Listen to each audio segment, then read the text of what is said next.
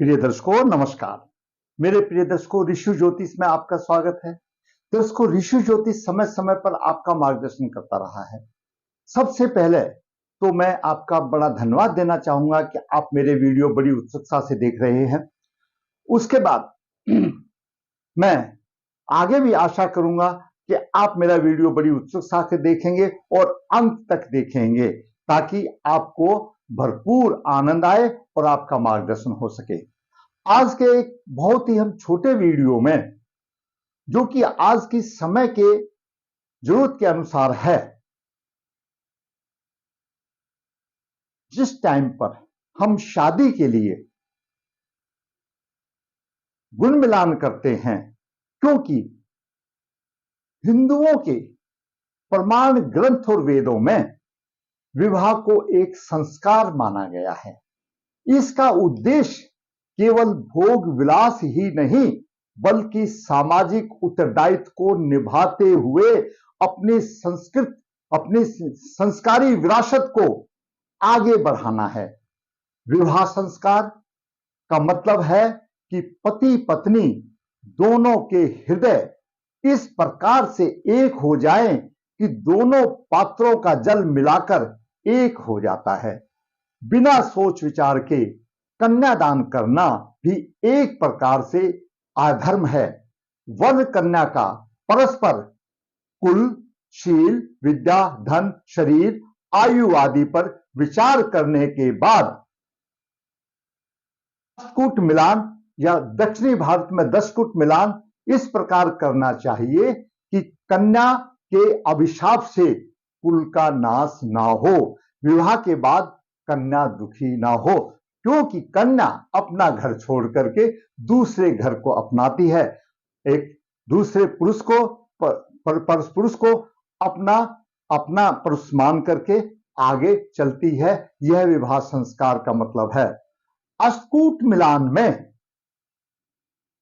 8 कूट हैं जो कि उत्तरी भारत में माने जाते हैं। पहला है वर्ण, इसका 1 गुण है। दूसरा है वश, इसके 2 है।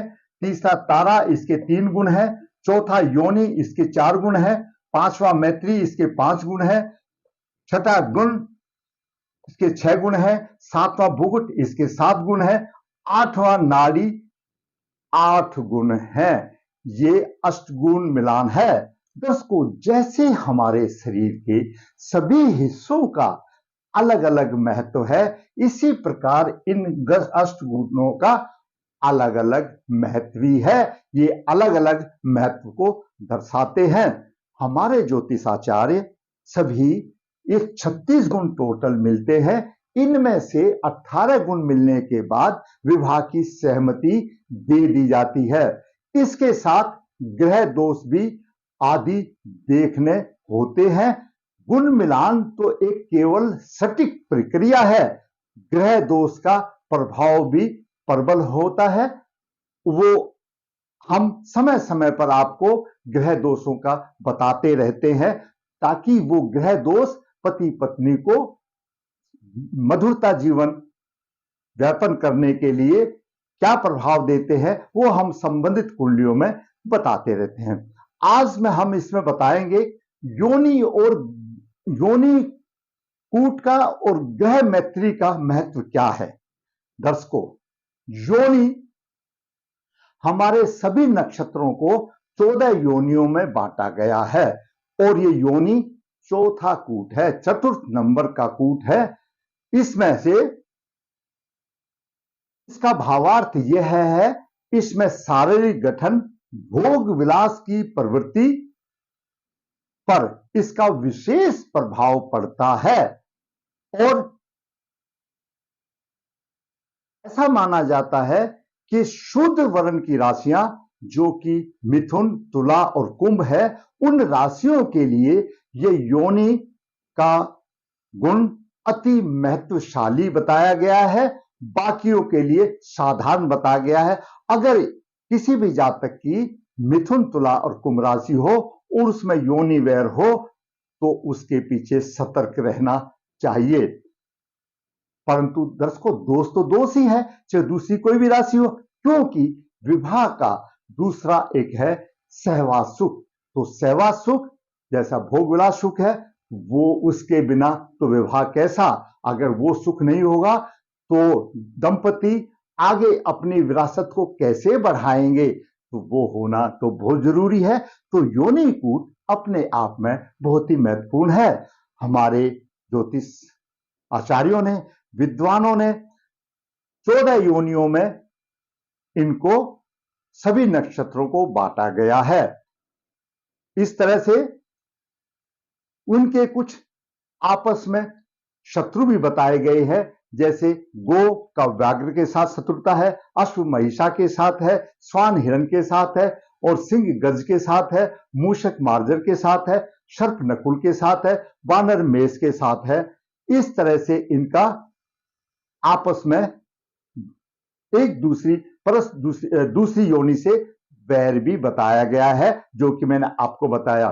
जो स्त्री पुरुष एक ही योनि के होते हैं वो एक अति उत्तम सहवास सुख के लिए होते हैं।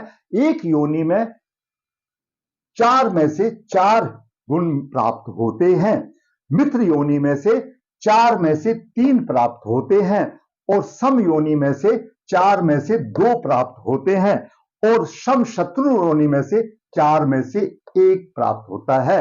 मतलब 1 प्राप्त होने का मतलब ही है कि वो शत्रु है, थोड़ा सा हल्का है, सम है, और महावैर योनि में 4 में से 0 प्राप्त होता है। यह इसकी स्थिति है। तो इसमें दर्शकों अपना अपना नजरिया है। मैं जहां तक समझता हूं, मैंने जो अनुभव लिया है यजमानों के साथ मिलकर के, कुंडली देखने के साथ में मिलते और दाम्पत्यों के इसमें देखते हुए, मैंने ये माना है कि कम से कम 4 में से 2 गुण तो हो, यानी 2 गुण सम्मित्र योनि तो हो, तो परिवार अच्छी तरह से चलता है, उनमें मधुरता कुछ ना कुछ रहती है, और 1 और 0 में तो ना के बराबर माना जाता है। तो इसलिए गृहस्थी चलाने के लिए योनि बहुत आवश्यकता है।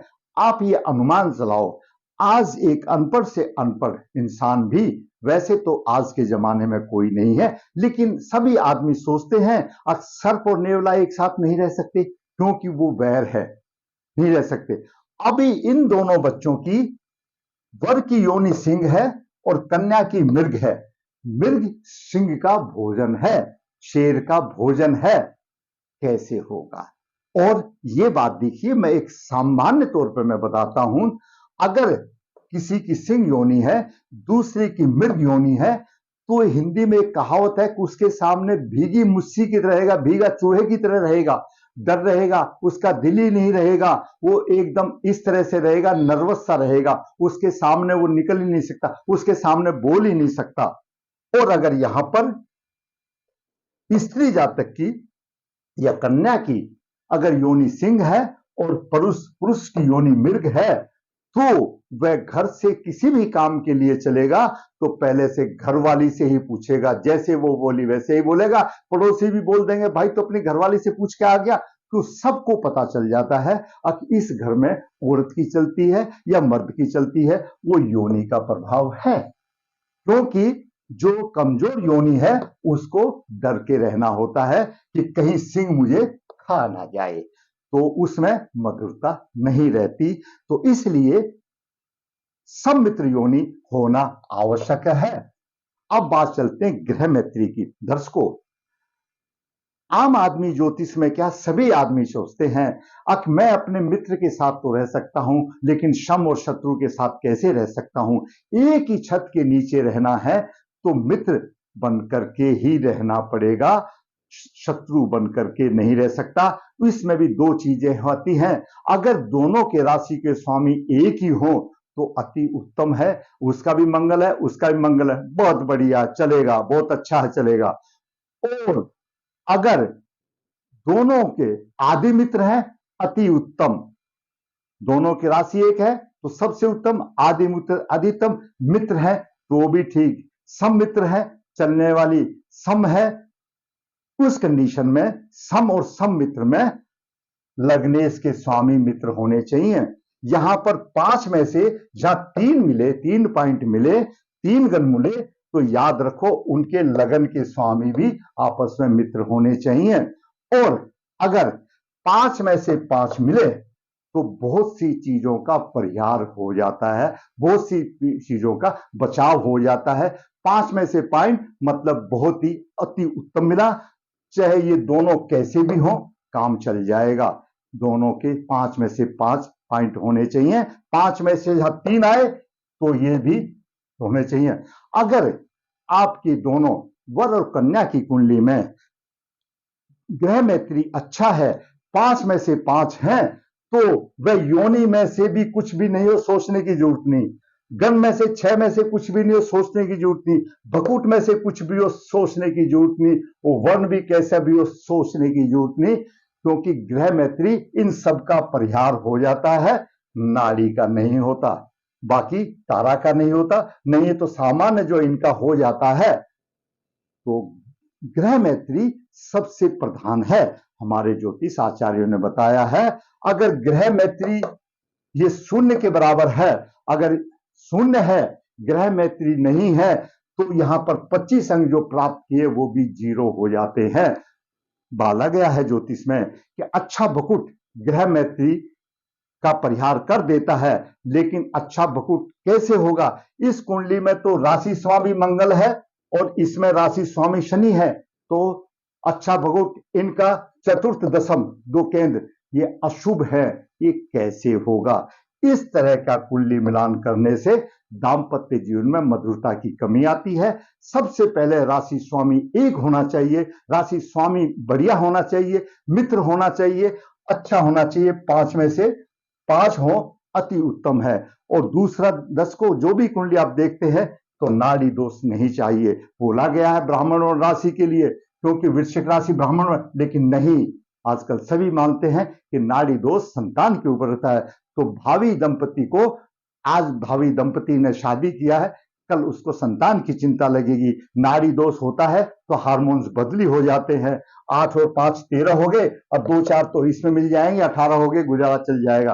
तो दर्शकों, गुण मिलान में अगर छोटे मोटे ग्रह, जैसे पुरुष जातक की कुंडली में लग्नेश और सप्तमेश परस्पर दूसरे 12वें हैं, जब लग्नेश और सप्तमेश परस्पर दूसरे 12वें होते हैं या परस्पर छठे 8वें होते हैं और ग्रह मैत्री अच्छा है, तो उनका दाम्पत्य कलह में कलह नहीं होती।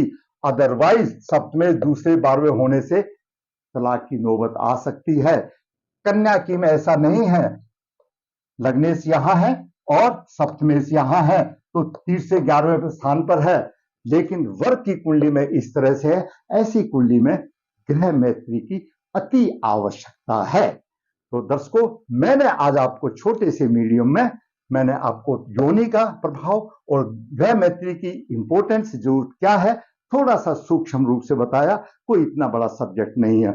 मैं समझता हूं आज आपने ये देख लिया होगा कि योनि कूट एक बहुत ही आवश्यक है और ग्रह मैत्री परम आवश्यक है। जो मैंने आपको बताया इन दोनों में अच्छा हो, क्योंकि ग्रह मैत्री में तो अगर कम है तो सारे गुण बेकार हो जाते हैं, कोई फायदा नहीं है 25 गुण की प्राप्ति करने का। ग्रह मैत्री प्रबल होना चाहिए, उसके बाद योनि अच्छा होना चाहिए और नाड़ी भी अच्छा होना चाहिए, तो बाकी सोचने की जरूरत नहीं है, सब गाड़ी चल जाएगी। दर्शकों, ऋषि ज्योतिष समय समय पर आपका मार्गदर्शन करता रहा। मैंने इस छोटे से वीडियो में बहुत ही छोटा आपका मार्गदर्शन करने की कोशिश की। अगर आपका मार्गदर्शन हुआ है, आपको ये 2 पॉइंट समझ में आए हैं, तो मैं समझता हूं आप मेरा वीडियो अवश्य लाइक करें, अपने यार दोस्तों को शेयर करें और जिसने चैनल सब्सक्राइब किया चैनल सब्सक्राइब करें, ताकि मैं इसी प्रकार वास्तविक कुंडली का वीडियो आगे भी बना करके, ये बीच में किसी दर्शक ने पूछा था तो मैंने आपको योनि और ग्रह मैत्री का कुंडली के साथ में आपको वर्णन देकर के समझाने की कोशिश की। ऋषि ज्योतिष नर्मदा जी के तट के नजदीक है, नर्मदेहर। ऋषि ज्योतिष काल सब दोष पूजा पितृदोष की पूजा ऑर्गेनाइज करता है, जिसको इच्छुक करा सकता है। ऋषि ज्योतिष कुंडली 20-25 पेज हाथ से लिखता है, पूरा सारांश जीवन का सुख दुख निचोड़ कर देता है, उपायों के साथ आपका मार्गदर्शन कर देता है, जिसको इच्छुक कर सकता है। ऋषि ज्योतिष कन्या भाव के लिए गुणमान की प्रक्रिया वर्कशॉप करके उसकी राह आसान करता है, जो इच्छुक फायदा उठा सकता है। ऋषि ज्योतिष वास्तु शास्त्र में पीछे नहीं, जरूरत है आपको लाभ उठाने की। अंत में फिर कहूंगा, दर्शकों, आपको मेरा वीडियो अच्छा लगा है तो लाइक करें, शेयर करें, और जिसने चैनल सब्सक्राइब नहीं सब्सक्राइब करें, ताकि मैं आपके सामने अच्छी वास्तविक कुंडलियां लेकर के आपका मार्गदर्शन करता रहूं। धन्यवाद।